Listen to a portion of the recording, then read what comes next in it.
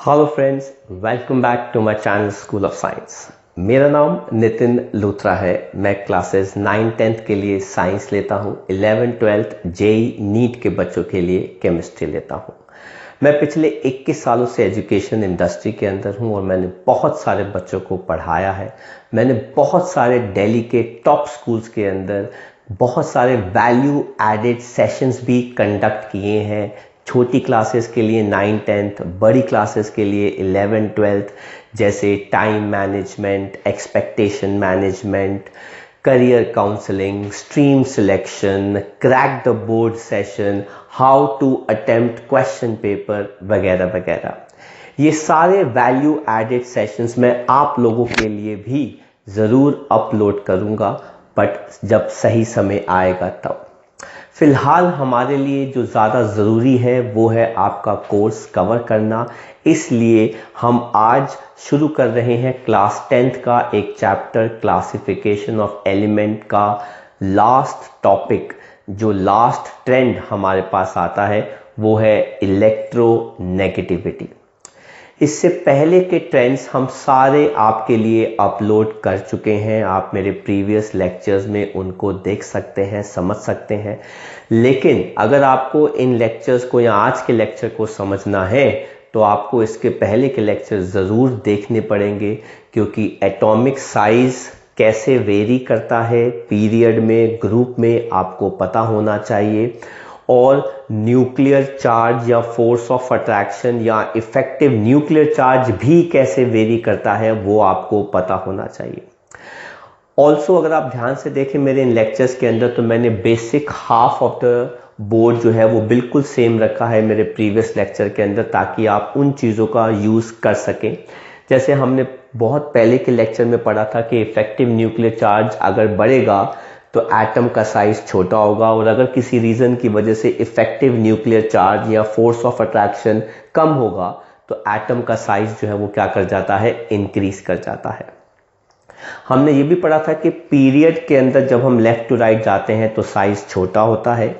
Group में जब हम ऊपर से नीचे जाते हैं तो साइज क्या करता है, इंक्रीज, क्योंकि नंबर ऑफ शेल्स ऐड होते जा रहे हैं। 2 से 3, 3 से 4, 2 से 3, 3 से 4, चाहे वो नॉन मेटल का ग्रुप हो, चाहे वो किसका ग्रुप हो, मेटल्स का ग्रुप हो।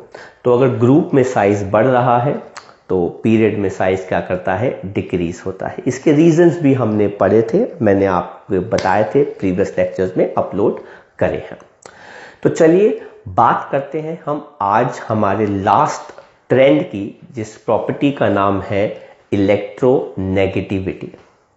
अब हमारे पास कॉन्सेप्ट क्या है कि हमने कहा हाइड्रोजन और क्लोरीन आपस में एक एक इलेक्ट्रॉन शेयर करके कोवैलेंट बॉन्ड बना लो। Carbon and its compound chapter में हमने कोवैलेंट बॉन्ड्स बनाने सीखे थे। तो हमने क्या किया, एक तरफ कौन ले लिया, हाइड्रोजन, ये हो गया उसका इलेक्ट्रॉन। दूसरी तरफ हमने कौन ले लिया, क्लोरीन, ये हो गया उसका इलेक्ट्रॉन।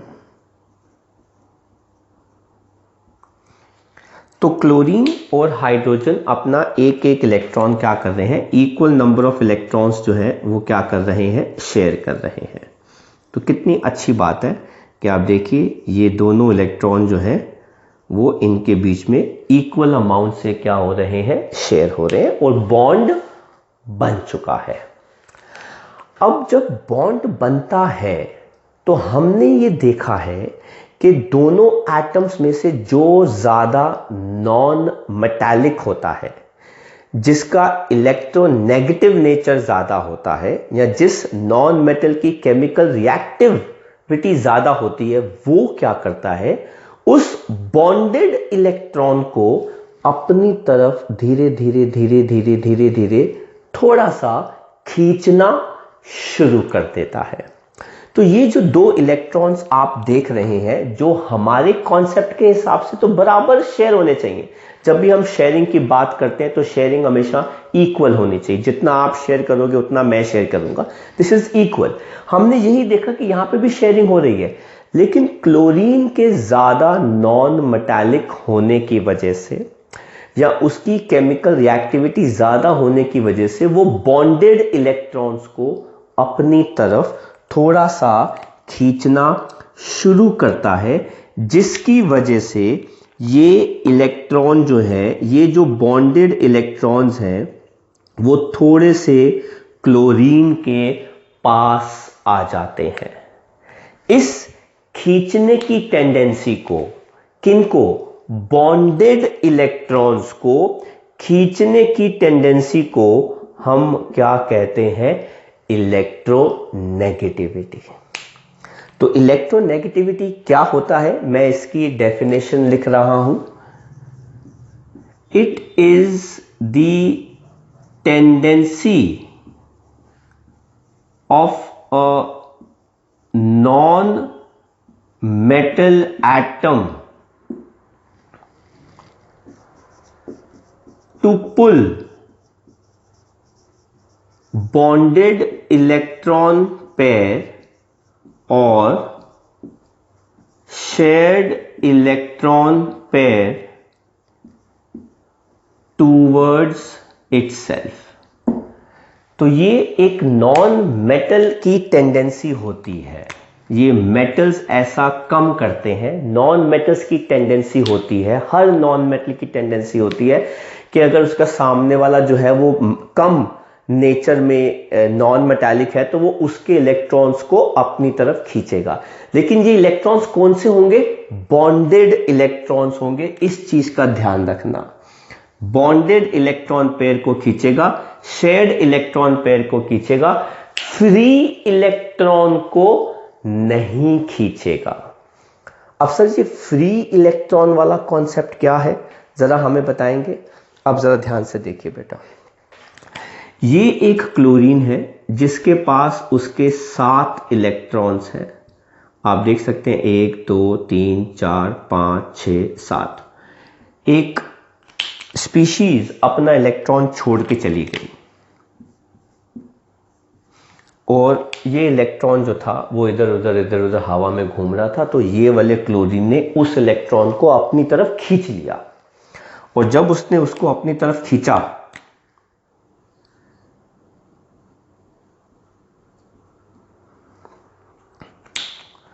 तो इसके पास 8 इलेक्ट्रॉन हो गए और इसके ऊपर चार्ज क्या आ गया? माइनस, क्योंकि इसके पास एक फालतू इलेक्ट्रॉन आया। उस फालतू इलेक्ट्रॉन की वजह से इसके ऊपर चार्ज क्या आ गया? माइनस। तो सर यहां पे भी तो क्लोरीन इलेक्ट्रॉन खींच रहा है, बिल्कुल सही, लेकिन वो इलेक्ट्रॉन फ्री इलेक्ट्रॉन है। ये कौन है? Free electron. लेकिन ये जो इलेक्ट्रॉन है बेटा, ये कौन सा इलेक्ट्रॉन है? बॉन्डेड इलेक्ट्रॉन पेयर है। ये कौन सा इलेक्ट्रॉन है? Free electron. इस कॉन्सेप्ट को हम क्या कहते हैं बेटा? Electronegative character. ये इलेक्ट्रोनेगेटिव कैरेक्टर है, टेंडेंसी फ्री इलेक्ट्रॉन को खींचने की अपनी तरफ। ये क्या है? ये प्रोसेस है जिसके अंदर बॉन्डेड इलेक्ट्रॉन हमारी तरफ आता है। तो दोनों में कंफ्यूज मत हो जाना, इसीलिए मैंने बताया है। हालांकि कुछ लोग बताना प्रेफर नहीं करते, कुछ टीचर्स बताना प्रेफर नहीं करती हैं, पर मैंने यहां पे इस चीज को पॉइंट आउट किया है कि इलेक्ट्रोनेगेटिव और इलेक्ट्रोनेगेटिविटी में फर्क क्या है। इलेक्ट्रोनेगेटिव के अंदर नॉन मेटल जो होता है वो एक फ्री इलेक्ट्रॉन को अपनी तरफ खींच के उसको ले लेता है, जिसकी वजह से उसके ऊपर चार्ज आ जाता है नेगेटिव। लेकिन इलेक्ट्रोनेगेटिविटी में क्या होता है? पहले वो किसी के साथ बॉन्ड बनाता है और फिर उसी बॉन्डेड इलेक्ट्रॉन को वो अपनी तरफ खींचना शुरू कर देता है। उस फिनोमेना को हम कहते हैं इलेक्ट्रोनेगेटिविटी। ऑब्वियसली बात है, दोनों का कॉन्सेप्ट वही है, इलेक्ट्रॉन्स को खींचने का, पर कौन से इलेक्ट्रॉन खींच रहे हैं वो वाला कॉन्सेप्ट जो है वो डिफरेंट है। और इलेक्ट्रॉन को अगर आपने खींचना है, नेगेटिव चार्ज को अगर आपने अपनी तरफ लाना है, तो आपको कौन सा चार्ज चाहिए होगा? Positive charge. पॉजिटिव चार्ज कहां से आता है? न्यूक्लियस से। न्यूक्लियस जो फोर्स ऑफ अट्रैक्शन लगाता है उसको हम कहते हैं न्यूक्लियर चार्ज। या फिर इफेक्टिव न्यूक्लियर चार्ज। तो हमने यहां से क्या सीखा कि अगर न्यूक्लियर चार्ज, जिसको हम क्या कहते हैं, फोर्स ऑफ अट्रैक्शन इंक्रीजेस, या फिर इफेक्टिव न्यूक्लियर चार्ज इंक्रीजेस, तो इलेक्ट्रो नेगेटिविटी भी क्या करेगी, इंक्रीज करेगी। राइट। तो कॉन्सेप्ट ये हो गया कि अगर आपको इलेक्ट्रॉन को खींचना है अपनी तरफ तो आपको क्या चाहिए होगा, पॉजिटिव चार्ज। पॉजिटिव चार्ज जो होता है वो कहां से आता है, न्यूक्लियस से। न्यूक्लियस जो फोर्स ऑफ अट्रैक्शन एक्सर्ट करता है इलेक्ट्रॉन को अपनी तरफ खींचने का, उसे कहते हैं न्यूक्लियर चार्ज, या फिर हम उसे क्या कहते हैं, इफेक्टिव न्यूक्लियर चार्ज। अगर न्यूक्लियर चार्ज ज्यादा है नॉन मेटल के पास, अगर इफेक्टिव न्यूक्लियर चार्ज ज्यादा है नॉन मेटल के पास, तो वो बॉन्डेड इलेक्ट्रॉन्स को अपनी तरफ खींचेगा। राइट। तो चलिए देखते हैं हाउ पीरियड में और ग्रुप में ये ट्रेंड वेरी करता है। तो बात करते हैं कैसे ये चेंज करता है या वेरी करता है in a period and in a group. तो हम बात कर रहे हैं पीरियड में। अब हमको पता है कि पीरियड में जब हम लेफ्ट टू राइट जाते हैं, पीरियड में जब हम लेफ्ट टू राइट जाते हैं तो साइज छोटा हो जाता है। अगर साइज छोटा हो जाएगा, अगर साइज छोटा हो जाएगा तो इफेक्टिव न्यूक्लियर चार्ज बढ़ गया, मतलब फोर्स ऑफ अट्रैक्शन बढ़ गया, मतलब टेंडेंसी इलेक्ट्रॉन्स को पुल करने की बढ़ गई, मतलब इलेक्ट्रोनेगेटिविटी क्या कर गई, इंक्रीज कर गई। तो पीरियड में on moving left to right atomic radius decreases because effective nuclear charge, जिसको हम क्या कहते हैं, force of attraction increases, hence tendency to pull bonded electron pair increases, therefore electronegativity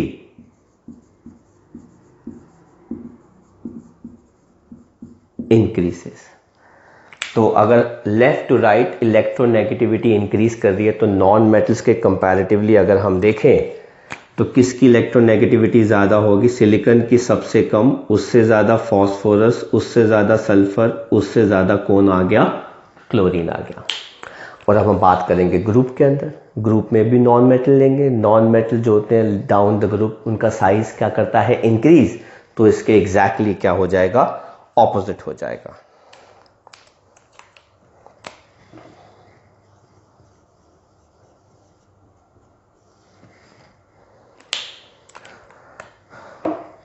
तो on moving down atomic radius increases because number of shells increases, so effective nuclear charge or force of attraction decreases, therefore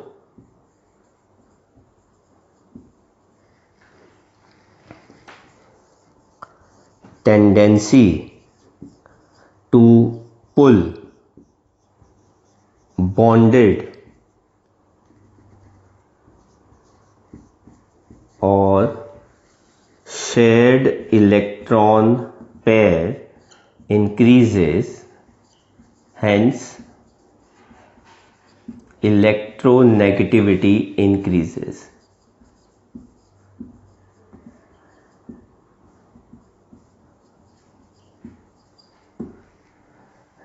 right. तो electronegativity decreases, electronegativity क्या कर रही है, decrease कर रही है group में। तो अगर आप देख सकते हैं तो किसकी इलेक्ट्रोनेगेटिविटी सबसे ज़्यादा होगी, फ्लोरीन, उससे कम क्लोरीन, उससे कम ब्रोमीन और उससे कम कौन आ जाता है, आयोडीन आ जाता है, राइट। तो ये है हमारा ट्रेंड लास्ट टॉपिक वाला इलेक्ट्रोनेगेटिविटी का, ठीक है। तो आई होप आपको ये कॉन्सेप्ट समझ में आ गया। अब इसके बाद मैं थोड़ा सा एक आपको जनरल नॉलेज दे रहा हूं कि एसिडिक ऑक्साइड्स कौन बनाते हैं। तो आप देखिए जरा, मोर रिएक्टिव मेटल फॉर्म्स मोर बेसिक ऑक्साइड्स। जितना ज़्यादा मेटल रिएक्टिव होगा उतना ही वो ऑक्साइड जो है वो नेचर में क्या बनाता है, बेसिक बनाता है। And similarly more reactive non metal forms more acidic oxide. तो जितना ज़्यादा रिएक्टिव मेटल होगा उतना उसका ऑक्साइड नेचर में क्या होगा, बेसिक। और जितना ज़्यादा कोई नॉन मेटल रिएक्टिव होगा उतना ही उसका ऑक्साइड जो है वो नेचर में क्या हो जाएगा, एसिडिक हो जाएगा। तो ये एक नॉलेज है जो हमको पता होनी चाहिए। बाकी आपको पता ही है कि कैसे मेटल्स और नॉन मेटल्स की chemical reactivity left to right change हो रही है, डाउन द ग्रुप चेंज हो रही है। उस हिसाब से उनके एसिडिक ऑक्साइड्स के नेचर और बेसिक ऑक्साइड्स के नेचर जो है वो भी क्या हो जाएंगे, चेंज हो जाएंगे। तो आई होप आपको हमारा ये वाला लेक्चर भी पहले के लेक्चर्स की तरह अच्छा लगा। अगर अच्छा लगा तो उसको लाइक करना मत भूलिएगा, और अगर लाइक करा है आपने, अच्छा लगा है आपको, तो उसको शेयर करना भी मत भूलिएगा अपने फ्रेंड्स के साथ। और जिन बच्चों ने मेरे चैनल को सब्सक्राइब नहीं किया वो सब्सक्राइब कर ले, ताकि आपको रेगुलर नोटिफिकेशंस और अपडेट्स जो है वो मिलते रहें। और अगर आपका कोई स्टिल पर्सनल डाउट है किसी क्वेश्चन को लेके या टॉपिक को लेके, तो आप प्लीज़ मुझे कॉल, टेक्स्ट या मैसेज कर सकते हैं, व्हाट्सएप कर सकते हैं मेरे थंबनेल वाले नंबर पर। मैं आपको ज़रूर उसका रिवर्ट करूँगा as soon as possible basis के ऊपर, राइट। अगर मुझे लेक्चर भी बनाना पड़े तो मैं उसका ज़रूर लेक्चर बना के आपके साथ शेयर करूँगा। Till then, study hard, take care, bye bye from school of science.